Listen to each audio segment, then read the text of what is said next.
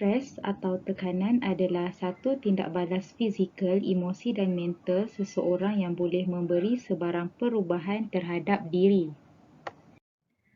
Hal ini lebih jelas dapat dilihat dalam graf stres Hounsfield, iaitu stres merupakan sesuatu yang tidak berbahaya kerana bila tahap stres rendah, maka hasil kerjanya juga rendah kerana kurangnya motivasi dan tumpuan kepada kerja.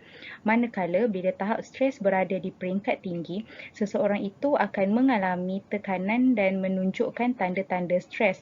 Oleh itu, stres di peringkat sederhana adalah yang paling baik kerana ia akan meningkatkan tahap motivasi dan perkembangan hidup seseorang individu. Kesimpulannya, stres dalam kadar sederhana adalah penting kerana akan menjadikan seseorang individu tersebut mencapai matlamat yang diingini dalam kehidupannya. Kesan ini dapat dibahagikan kepada 3 aspek. Yang pertama adalah dari segi fizikal. Individu akan berasa sakit badan. Seterusnya, individu juga akan mengalami sakit kepala kerana mempunyai tekanan yang melampau.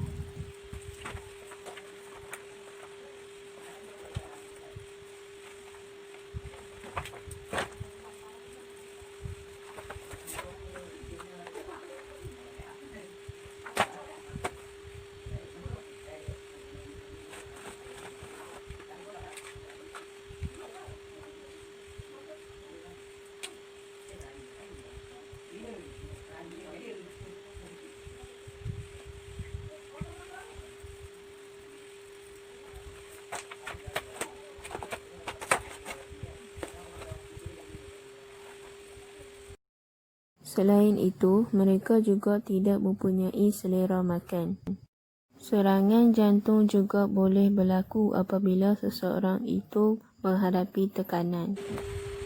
Kesan stres terhadap kesihatan juga boleh menyebabkan individu mengalami masalah gangguan tidur iaitu insomnia.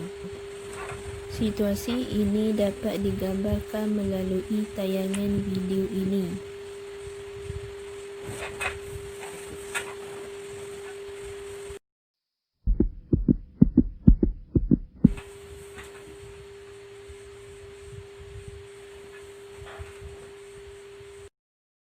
Kesan ini terhadap kesihatan mental pula adalah individu kurang memberi tumpuan dan proses pemikiran mereka menjadi celaru.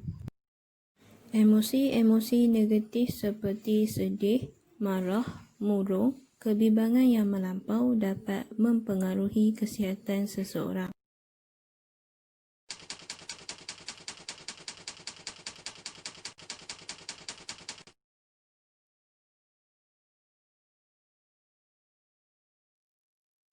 Adakah anda pernah terfikir, apakah tanda-tanda yang menunjukkan anda mengalami stres? Stres merupakan tekanan kronik yang boleh merosakkan sistem pertahanan semula jadi tubuh. Keadaan ini juga boleh membawa kepada pelbagai gejala fizikal. Mari kita kenali gejala-gejala tersebut.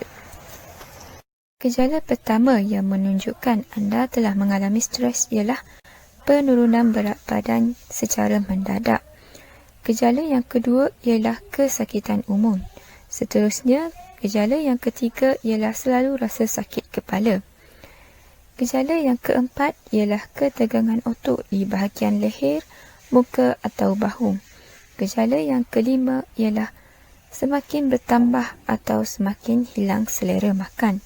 Seterusnya, gejala yang keenam ialah selalu rasa pening-pening. Gejala yang seterusnya ialah selalu rasa kepenatan atau keletihan yang melampau. Gejala yang ke-8 ialah peningkatan degupan jantung. Gejala yang ke-9 ialah selalu mengetap gigi.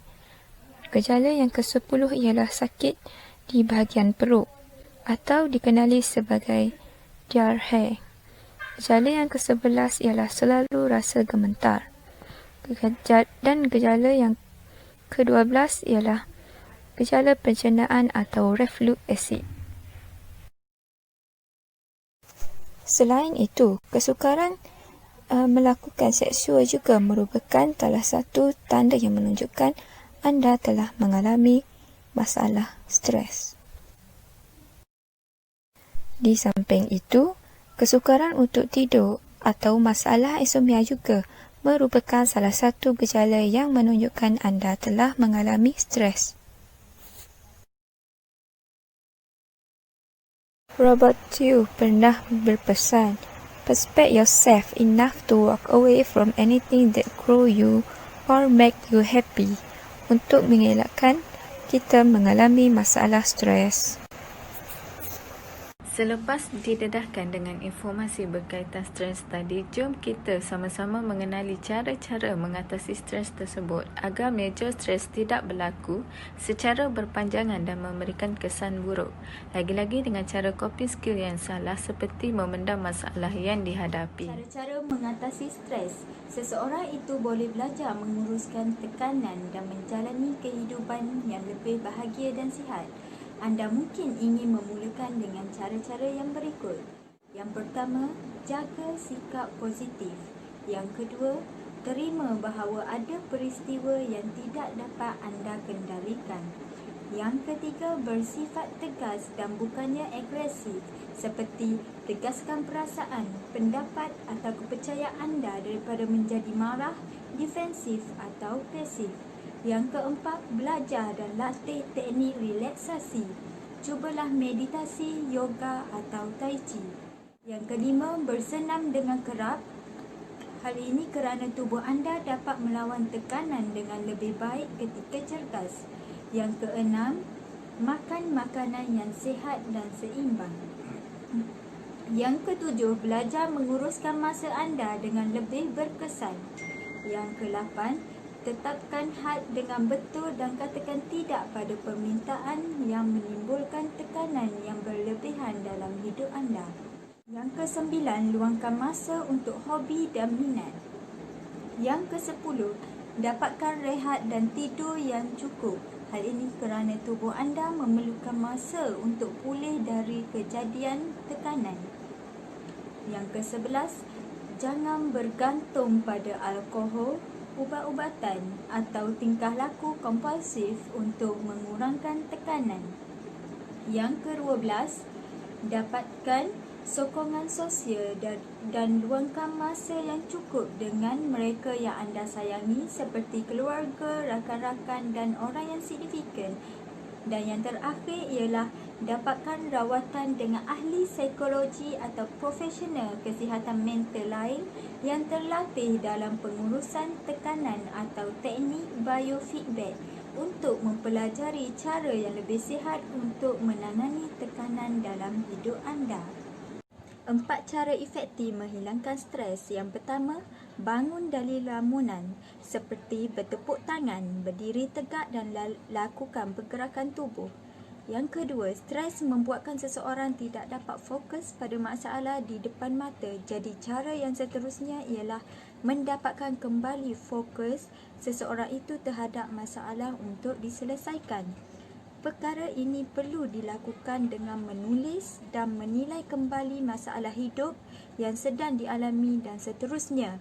Kerahkan tenaga kepada bakal masalah yang memberikan impak yang terbesar ketika ingin selesaikannya. Yang ketiga ialah perlu memandang masalah secara objektif demi kebaikan diri. Sebagai contoh, tanya diri anda dengan 3 perkara ini. Yang pertama, bagaimana keadaan saat ini berbanding masa lampau? Yang kedua, perkara apa yang lebih buruk dari keadaan saat ini? Dan yang terakhir ialah peluang apa yang belum saya manfaatkan? Jadi, jawapan daripada persoalan ini menjadikan seseorang itu melihat masalah dengan lebih objektif. Cara yang keempat ialah cuba untuk ikhlas. Seperti sama ada kita suka ataupun tidak, kita perlu menerima kenyataan. Yang kedua, kita perlu mengambil pengajaran daripada masalah yang sedang dihadapi. Dan yang terakhir, kita perlu melakukan sesuatu untuk menyelesaikannya.